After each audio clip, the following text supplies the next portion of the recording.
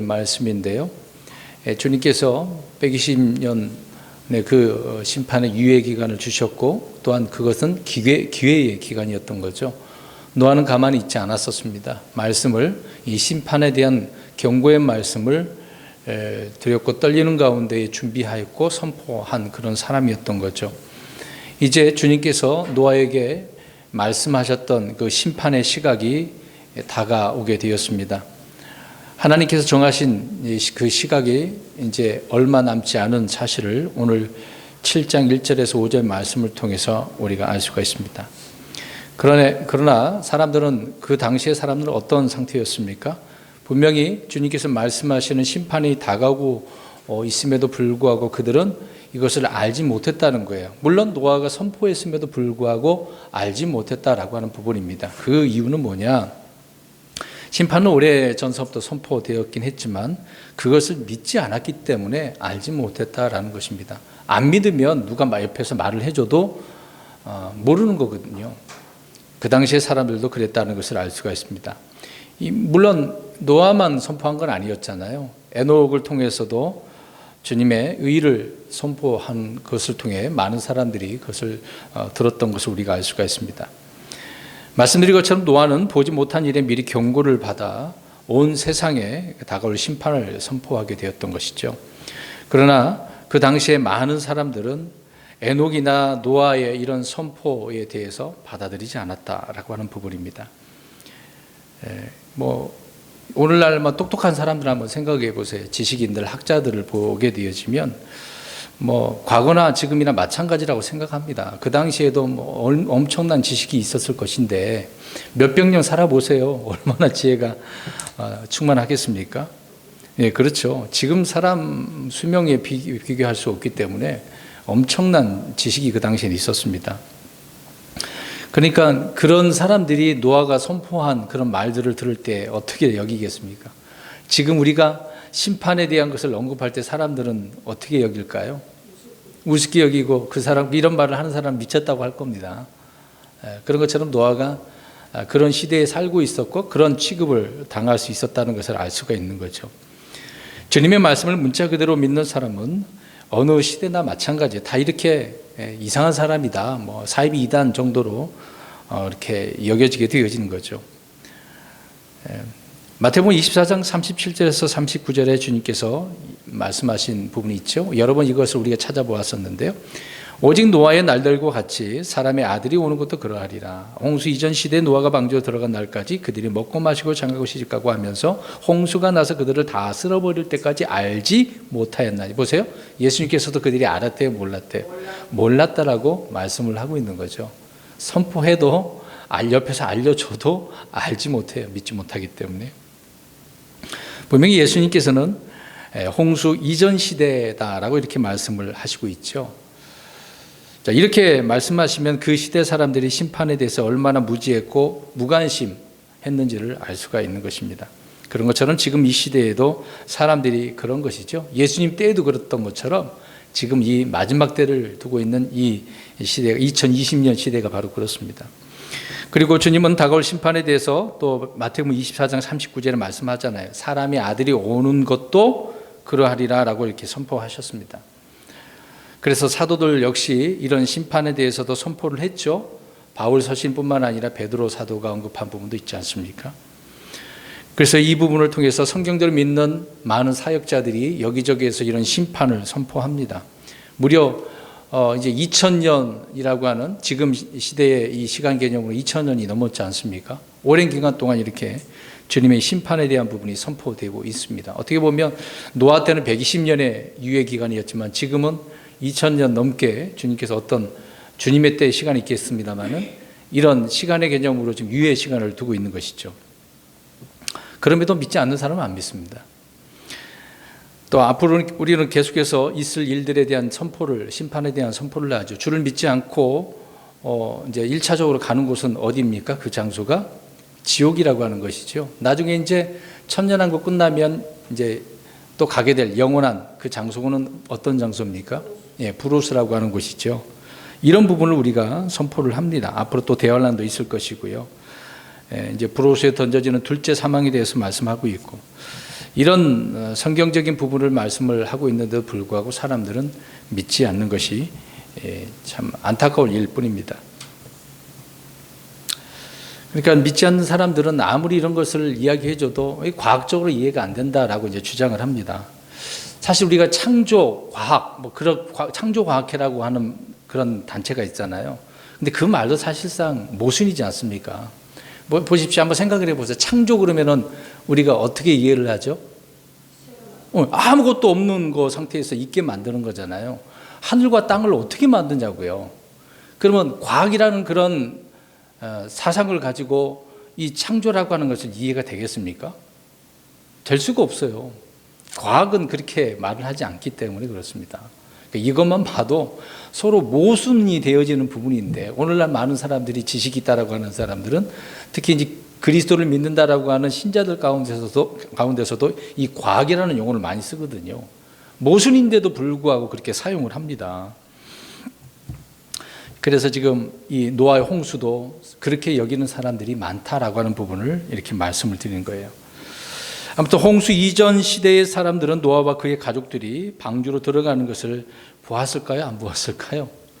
보았겠죠. 그 옆에 있던 사람들은, 멀리 떨어져 있는 사람은 못 볼 수도 있겠습니다만은 보았겠죠. 그렇게 선포를 했는데, 그리고 배도 엄청나게 컸기 때문에 그냥 괴짝이잖아요. 예. 엄청나게 큰 것을 사람들이 볼 때마다 이게 뭐야 라고 안 보았겠습니까? 예. 그렇게 방주로 들어가는 것을 보면서도 누군가 약속을 잡고, 아까 이제 마태복음 읽었던 것처럼 무슨 일을 벌이고 있습니까? 장가가고 시집가고 먹고 마시는 것은 뭐 약속을 잡아서 먹은 거 아닙니까? 저녁을 먹든 점심을 먹든. 그리고 결혼식 날짜를 정해놓고 그렇게 살고 있었다라고 성경은 말하고 있죠. 그러니까 일상생활이 얼마나 바빴는지 한번 생각해 보세요. 이런 일에 바쁜 사람들은 하나님의 말씀에 귀를 기울이지 않는 거기 때문에 그렇습니다. 믿을 수가 없겠죠. 워낙 바쁘니까. 아무튼 하나님은 노아에게 120년의 선포할 수 있는 시간을 주셨죠. 아담이 창조된 그때가 1년이라고 생각을 해보세요. 노아가 이제 심판의 경고를 받을 때가 1536년이라고 생각해 보시기 바랍니다. 그 다음에 120년이 있으니까, 그러니까 120년 합치면 1656년이거든요. 그때까지 그렇게 살았다라는 것을 우리가 알 수가 있는 것이죠. 자, 노아 홍수에 대한 부분은 오늘 1차적으로 연대기적으로 순서를 한번 말씀드리려고 합니다.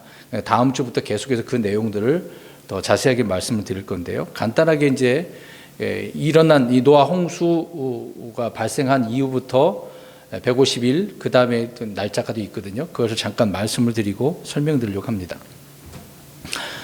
그러니까 창세 후 이제 세상을 만드시고 노아가 있고 난 그 이후가 되겠죠. 1656년. 그러니까 600세에 그 해가 이제 홍수가 있었으니까요. 그해 2월 10일에 창세기 7장 1절부터 9절에 말씀하고 있죠. 2월 10일에 그들은 방주 안으로 들어갔습니다. 그리고 2월 17일에 비가 내리게 됐어요. 들어갔고 7일에, 오늘 4절 말씀에 일의 뒤에라고 했잖아요. 일의 뒤에 들어갔고 1회 뒤에 2월 17일에 비가 내리기 시작을 했습니다. 비가 내린 기간은 며칠이에요? 40일이죠. 네, 그렇죠. 그 다음에 3월 26일에 창세기 7장 12절에 나와요. 비가 그쳤다라고 이야기를 합니다. 그때가 이제 40일 걸리는 거죠. 그리고 7월 17일에 배가 어디에 안착했다고 할까요? 8장 1절부터 4절에. 아라라산. 우리 잘 알고 있습니다. 그리고 10월 1일에 산들의 정상이 이제 보이기 시작을 했어요. 뭐 산 꼭대기 그 위로 더 15규빗이라고 하는 높이의 물이 더 왔기 때문에, 더 내렸기 때문에요. 그래서 그것이 내려가서 정상이 보이기 시작을 했습니다. 11월 11일에 노아의 방주의 그 창을 열고 까마귀와 또 비둘기를 내보내는 일이 있었죠. 8장입니다. 8장 눈으로 보시면 좋을 것 같아요. 그리고 11월 25일에 비둘기가 이제 돌아왔어요? 안 돌아왔어요? 안 돌아오죠. 그 다음에 이제 그 해가 바뀌었습니다. 1657년이 되겠죠. 1월 1일 날 노아는 방주의 덮개를 열게 되어집니다. 그리고 2월 27일에 땅이 말랐다라고 하죠. 그래서 이제 그제서야 주님께서는 방주 밖으로 나가라고 노아에게 명령을 하십니다. 그래서 노아가 방주에 있었던 시기는 총 며칠이냐면 377일이에요. 54주간입니다. 52주가 아니죠. 지금 1년 52주라고 그렇게 얘기를 하잖아요. 예, 이스라엘 시간 개념으로 54주 377일입니다. 1년은 360일입니다. 지금 현대는 365점 며칠이라고 하는데 이스라엘은 1년이면 360일이죠. 그리고 17일 더 있습니다. 그래서 377일간 있었던 거죠. 8장 14절에 이렇게 나와 있습니다. 둘째 달 그 달 27일에 땅이 말랐더라라고 하고 있기 때문에 그렇습니다. 하나님은 대홍수의 시작과 그리고 그 끝, 물이 빠진 그 날짜까지 이렇게 기록을 해주고 있습니다. 이런 내용을 보면 이 사건은 실제 있었던 사건, 역사적인 사건이었다는 것을 우리가 알 수가 있는 거죠. 이런 면도 보면 우리 하나님은 얼마나 치밀하게 이런 내용을 기록하고 있는지를 우리가 알 수가 있습니다. 그리고 그 날짜들도 우리가 좀 생각해 보면 놀라운 일들도 있습니다. 숫자 그런 개념도 좀 이해할 필요가 있는 것이죠. 자, 이렇게 연대기적으로 잠깐 순서로 말씀을 드렸고요. 이 부분은 한번 계속해서 다음이나 다다음 시간에 여러분 또 말씀을 드리도록 하겠습니다. 오늘 1절을 보시기 바랍니다. 창세기 7장 1절. 주께서 노아에게 이르시되 너와 내 온 집은 방주로 들어오라. 이 세대에서 내가 내 앞에 의로운 것을 내가 보았느니라. 주님께서는 너와 내 집은 방주로 들어오라 라고 말씀하고 있네요. 항상 하나님이 계신 그 곳을 우리가 보면 됩니다. 하나님이 계신 곳으로 오라라고 하는 거죠. 부르시는 겁니다. 그러니까 하나님이 계신 곳은 구원, 또 보호, 피난처가 되는 곳이 아니겠습니까? 그래서 이것을 우리가 신약적인 개념으로 이 얘기를 한다면 구원으로의 초청이 되는 거죠. 그러니까 물에서 건진받는 그 구원으로 초청을 지금 노아와 그 가족들에게 말씀을 하고 있는 것입니다. 방주로 들어온 사람은 노아와 그의 가족이 전부였습니다. 그 누구도 그 외에 들어온 사람이 없었던 거죠. 그래서 너와 내 온 집은 방주로 들어오라고 그랬습니다. 아무도 듣지 않았기 때문에. 누군가 들어서 옆에서 방주 짓는 것도 도와줬다고 한다면 그 사람도 들어오라고 할 수도 있었겠죠. 그런데 아무도 없었기 때문에 그 가족들만 들어가는 것을 보게 되었습니다. 우리 히브리서 한번 읽어볼까요? 히브리서 11장 7절을 보십시오. 중요한 부분을 우리가 이제 보겠습니다. 히브리서 11장 7절. 그 당시에 수많은 사람이 있었는데 8사람만 구원받네요. 11장 7절 히브리서 시작. 믿음으로 노아는 아직 못한 일들에 대해 하나님으로부터 경고를 받고 두려움으로 움직여 방주를 예비함으로 자기 집을 구원하였으니. 자, 여기까지 한번 보세요. 끝부분만, 금방 끝부분만 제가 읽었던 부분을 보세요. 구원을 했는데 누구를 구원한 거예요? 자기 집. 그러니까 자기와 자기 식구들이잖아요. 이걸 한번 생각해 보세요. 수많은 사람들이 복음을 전합니다. 주의 말씀을 선포하죠. 주의 일을 하기는 하는데 때로는 가족, 식구들을 구원시키는 경우가 힘들어요. 어렵습니다. 구원하지 못한 일들이 많은데 참 노아는 지금 온 가족 식구들을 다 구원시켰네요. 우리 롯 생각해 보겠습니다. 롯, 아브라함의 조카 롯을 한번 보십시오. 소돔과 고모라에서 이제 그곳이 이제 심판 당할 때 나오게 되어지잖아요. 롯의 딸들과 사위들, 아내를 어떻습니까? 특히 아내 같은 경우는 어때요? 나 뒤를 돌아봐가지고 소금기 구원시키지 못했잖아요. 그걸 한번 생각해 보세요. 욥은 어떻습니까? 자기 아내 하나님 욕하고 죽어버려라. 참 어렵죠. 제사장 엘리는 어떻습니까? 자기 아들들을 제대로 간수하지 못해서 책망하지도 못하고 제사장 일을 제대로 하도록 혼내줘야 되는데 그러지 못했던 그 두 아들을 잃게 되어지죠. 다윗도 마찬가지고요. 우리 예수님은 어떻습니까? 예수님의 형제들이 있었는데 형제들이 주님을 믿었대요? 안 믿었대요? 안 믿었잖아요. 요한복음 7장 5절에. 요한복음 강해 때 우리 드린 말씀이 있었는데요. 아무튼 이렇게 많은 사람들이 복음을 전해도 열심히 일을 해도 가족을 구원시키지 못한 일들이 많이 있는데 노아는 어떻습니까? 온 가족이 다 구원받았네요. 8명밖에 없어서 그랬나요? 그러진 아닙니다. 그런 것은 아니죠. 자, 이런 점에서 노아는 믿음의 본이 된 인물이다. 그래서 당시에 의인이었다라고 말씀을 하고 있습니다. 그래서 방주를 예비함으로 자기 집을 구원했다라고 말씀을 하고 있는 거죠. 자, 우리가 이런 부분을 잘 살펴보게 되어지면 마태복음 10장 36절에 이런 말씀이 있습니다. 사람의 원수가 자기 집안 사람들이라고 하기 때문에 그래서 참 구원시키기가 어려운 경우가 많죠. 아담 이후로 1500년이 지난 대홍수의 심판에서 구원받은 사람은 8명이 전부였습니다. 당시 인구가 얼마 됐는지는 정확히 알 수는 없습니다. 그런데 그 가운데 적은 수만이 구원받은 거예요. 8명이에요. 몇천 명? 그 이상이었겠죠. 몇백 년을 그렇게 살았는데. 그러니까 소수의 남은 자만 구원받게 되어진 것을 보게 되어지는 건데요. 이렇게 창세기에서 이런 예들을 말씀을 하고 있습니다. 이 부분을 베드로전서에 가서 보면 이해가 되네요. 자, 보겠습니다. 베드로전서 3장 20절 보세요. 베드로전서 3장 20절 중반절서부터 읽겠습니다. 방주 안에서 시작. 방주 안에서 물로 말미암아 구원받은 자가 몇 안 되니 곧 8명이라. 몇 안 됐다라고 하면서 8명이었다라고 베드로 사도는 언급을 하네요. 구원받은 이가 몇 안 됐다라고 이야기를 하고 있는 거죠. 예수님께서 이 땅에 오셨을 때도 누가 그것에 대해서 물어봤어요. 누가복음 13장 23절을 보니까 그때 한 사람이 그분께 이르되 주여 구원받을 자가 적으니까 하며 이렇게 물어보는 거예요. 자, 그런 것처럼 지금도 사람들이 이런 질문을 할까요, 안 할까요? 할 거예요. 이런 내용을 보면서 우리 그리스도인들도 이 마지막 주님 오실 때쯤이면 얼마나 될까? 그런 생각을 한 번쯤은 할 것입니다. 그리스도인들이 이렇게 표현하죠. 교회가 이렇게 많은데, 크리스찬이 이렇게 많은데 구원받은 사람이 적다라고 질문을 할 겁니다. 자, 이 구절에 대한 답변을 우리 읽어보겠습니다. 누가복음 13장 24절. 누가복음 13장 24절. 자, 이런 질문을 하니까 주님께서 답변을 주셨어요. 그러니까 예수님께서 주신 답변을 우리가 정확히 이해할 수가 있겠죠. 오늘 노아가 가족 8명밖에 없었다는 그 이유를 알 수가 있습니다. 시작. 좁은 문으로 들어가기를 힘쓰라. 내가 너에게 이르노니 많은 자들이 들어가기를 구하여도 능히 들어가지 못하리. 들어가고 싶어도 못 가네요. 왜요? 안 믿으니까. 자, 그 수가 적다라고 하는 것은 예측을 해서요, 짐작해서가 아니라는 겁니다. 우리 주님이 지금 그렇게 말씀하신 거예요. 또 한 구절 보겠습니다. 마태복음 7장 14절 가서 보세요.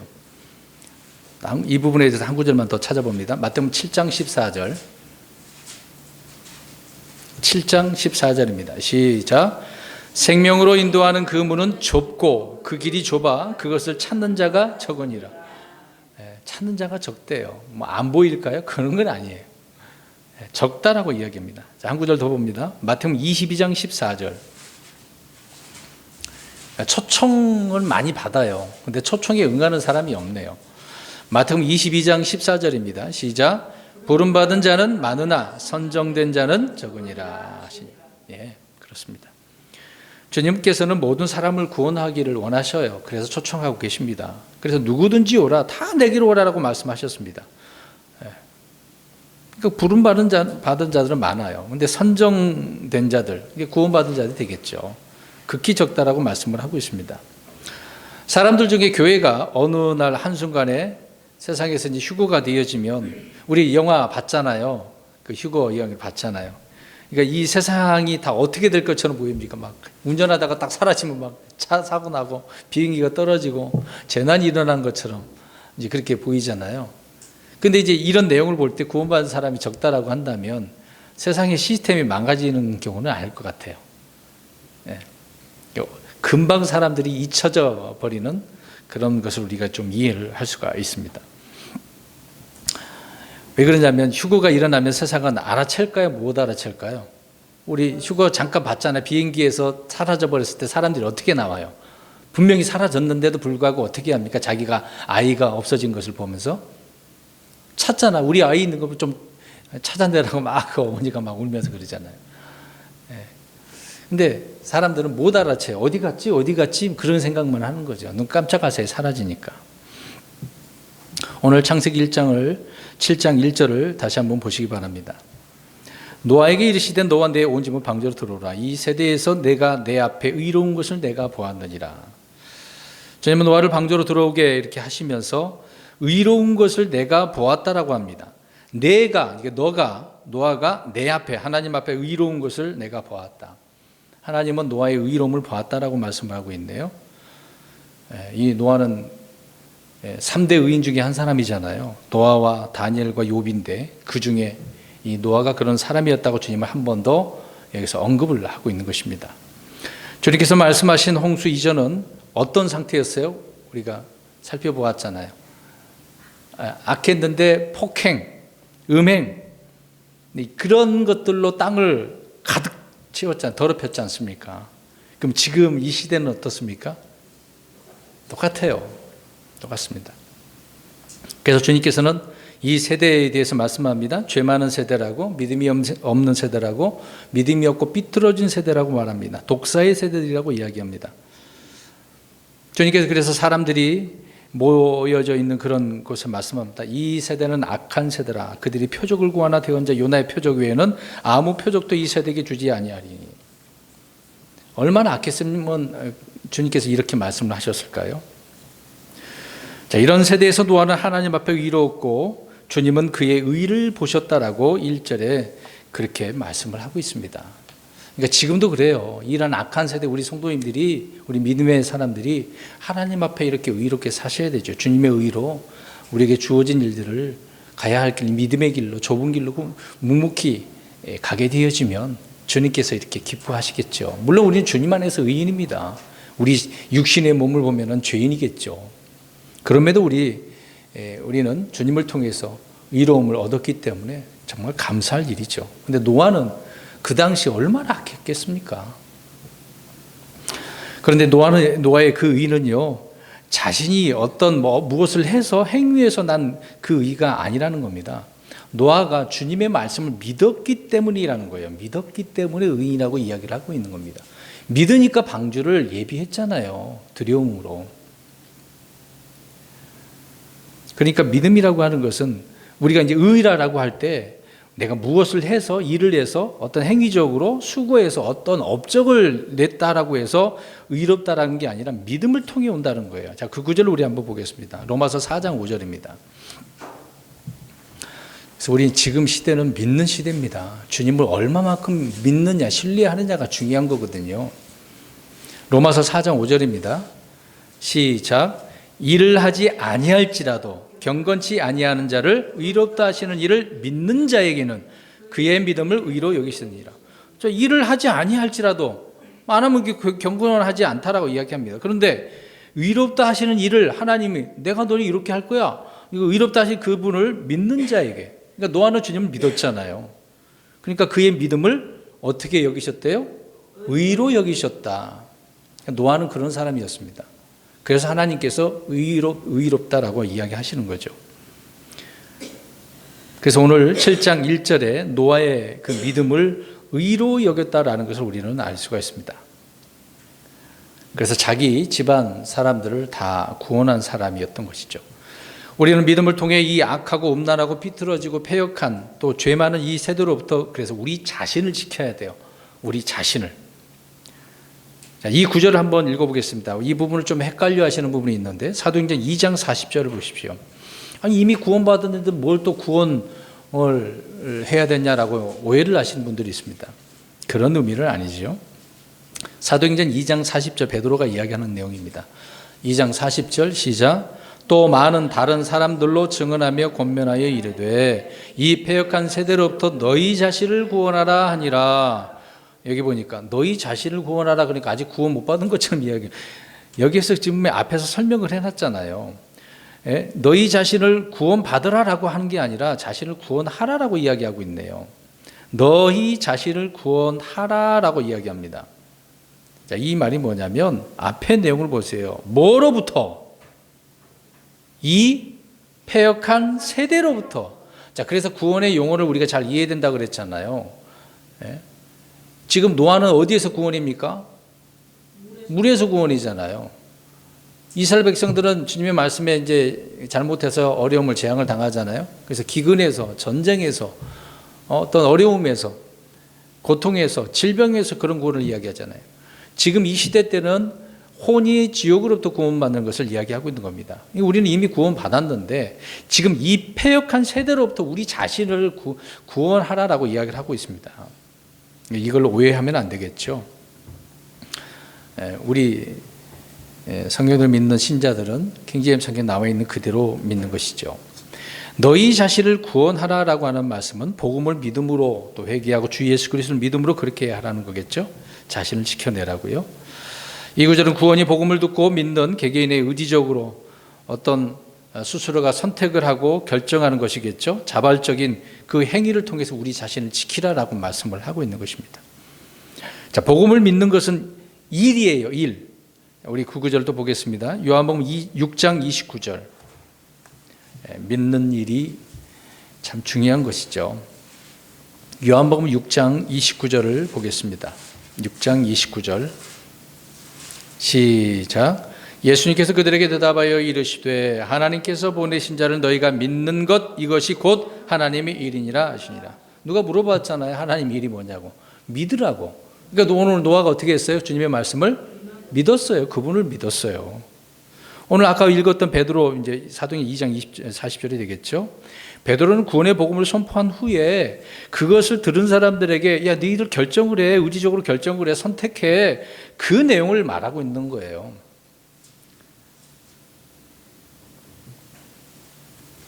하나님 보시는 의는 자기의 육신의 행위에서 낳는 의가 아니라 하나님의 의, 그리스도의 의, 믿음의 의를 말씀을 하고 있었던 것입니다. 그래서 노아의 의가 얼마나 그 당시에 놀라웠는지를 우리에게 말씀을 해주고 있는 것이죠.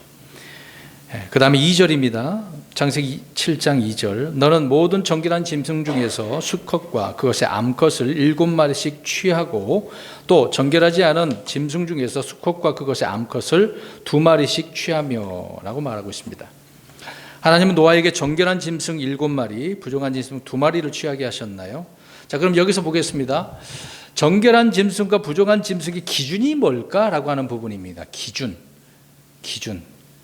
왜 이런 이야기를 하냐면 이제 오해를 하는 경우가 있거든요. 이런 걸 보니까 또 성경을 여기저기 찾다 보니 레위기서에 나오는 이 정결한 짐승, 부정한 짐승이 나오니까 그런 얘기를 해요. 그래서 그것을 통해서 지금 노아 때 이런 일이 있으니까 하나님께서는 이제 실제 문서적인 그런 율법이 아니라 말로 전해오는 율법을 하나님께서 주셨다라고 생각을 하는데 전혀 그것이 아니다. 그 얘기를 지금 말씀드리려고 합니다. 기준이 뭐냐 그 얘기인데 아담의 때에는 이런 기준도 없었죠. 그리고 그 후손 셋이나 에녹의 때에도 이런 기준은 없었어요. 노아의 때에 있는 거죠. 노아의 방주에 들어갈 짐승들을 선정할 때 주님은 처음으로 정결한 것과 부족한 것을 구분해 주셔서 지금 말씀을 하고 있습니다. 그러니까 이것을 생각해 보면 그 기준이 뭐다라고 할 때 지금 이 짐승을 가지고 뭘 하라는 이야기일까요?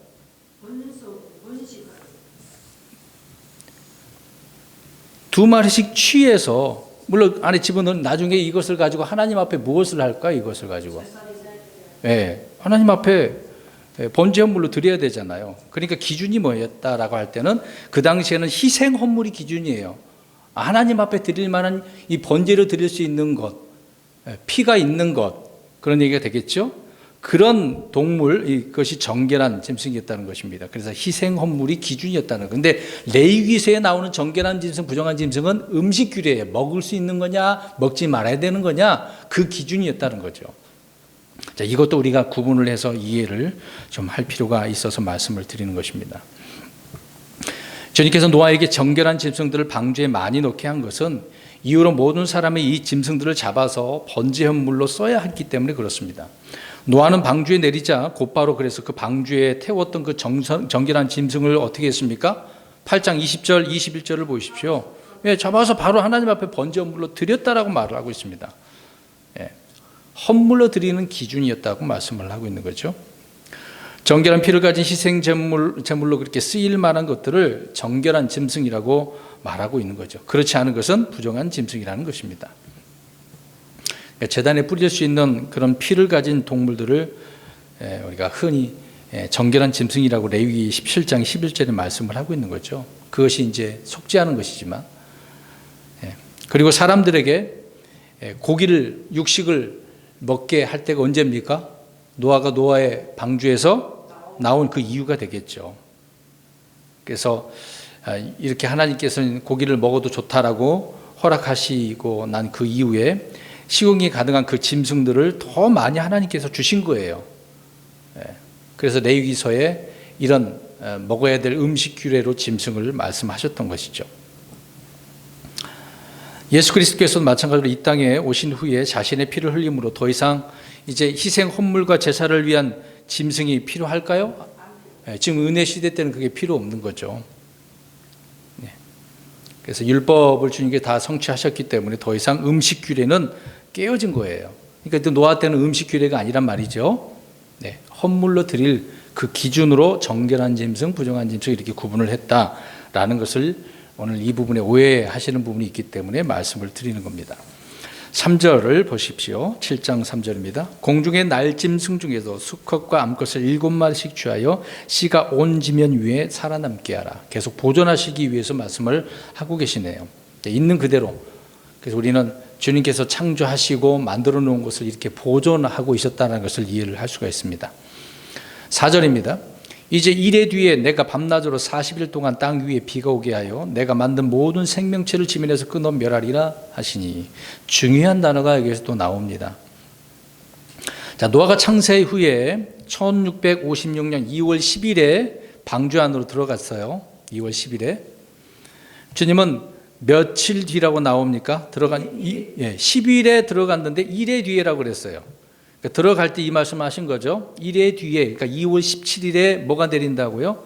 비가 내린다. 이게 심판이 바로 시작이라는 거겠죠. 1회 뒤에는요. 하나님은 얼마나 정확한 예보를 하고 계십니까? 엄청나죠. 그 누구도 이렇게 올까 말까 막 몇 퍼센트 그렇게 얘기했지만 하나님은 정확히 말씀을 하고 있네요.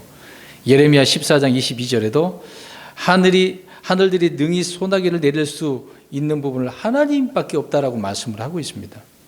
엘리야 때도 3년 반 동안 내리지 않은 경우도 우리가 알 수가 있겠죠. 우리 하나님만이 하시는 것을 보게 되어집니다. 계속해서 4절 보십시오. 1회 뒤에라고 말씀하고 있네요. 1회 뒤에. 자, 그럼에도 불구하고 여전히 사람들은 계속해서 무엇을 하고 있어요? 여전히 먹고 마시고 장가고 시집가고 계속 그러고 있습니다. 그런 상황이에요. 이것을 우리가 생각해 보면 1년 뒤에 10년 뒤에 사람들은 계속해서 무엇을 계획을 해요? 삶에 대해서 이것저것 계획하고 세워서 이루려고 하죠. 열심히 일을 합니다. 지금 시대는 돈 벌기 위해서 공부하고 돈 벌기 위해서 또 대학 가고, 또 목적은, 공부하는 목적은 어떤 사람들은 대학 가려고요. 그런 사람도 많아요. 인생의 목적이 대학 가려고 공부한다는 것 자체가 모순이죠. 말도 안 됩니다. 노아가 지은 방주, 이런 사람들에게는 큰 의미가 없겠죠. 방주 안으로 들어갈 때 1년치 이상을 1년이 넘었으니까 1년치가 넘는 양식이 들어가고 각양 다양한 그런 짐승들이 들어가고 또 마침내 가족이 이제 들어가는 것을 우리가 보게 되어지는데, 주님은 내가 그래서 만든 모든 생명체를 지면에서 멸하리라 그렇게 말합니다. 언제요? 며칠 뒤에? 1회 뒤에, 7일 후에. 자, 여기에서 7일 전에 들어갔다라는 것을 한번 생각해 보세요. 그럼 눈치를 채셔야 됩니다. 1회 뒤에니까. 이 한 날을 우리가 성경으로 보면 1년이 될 수도 있고 1000년이 될 수도 있잖아요. 왜 이 말씀을 드리냐면, 항상 심판 전에 하나님께서 건지시는데 지금 이걸 뭘 예표하고 있다는 거죠. 1회 뒤에니까. 1회 전에 믿음의 사람들 방주 안으로 어떻게 한다는 거예요? 들어간다. 그럼 오늘날 우리 그리스도인들 어떻습니까? 7년 환란이 있기 전에 들어가잖아요.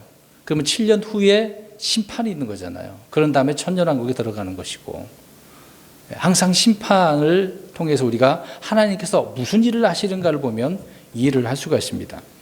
그래서 1회 뒤에라고 하는 점을 우리가 보시면, 우리가 이건 하나의 예표로 우리 그리스도인들의 휴거에 대한 부분을 생각해 볼 수가 있겠죠. 그 다음에 심판이 환난 뒤에 있다라는 것을 알 수가 있습니다. 7장 5절 마지막 구절입니다. 노아가 주께서 자기에게 명령하신 모든 것에 따라 행하였더라. 앞에서 6장 22절에도 언급한 부분이긴 하는데요. 노아는 정말 대단한 사람입니다. 믿음으로 주님의 말씀을 순종하여 배를 예비했어요. 그러니까 노아의 믿음은 순종하는 믿음이었다는 거죠.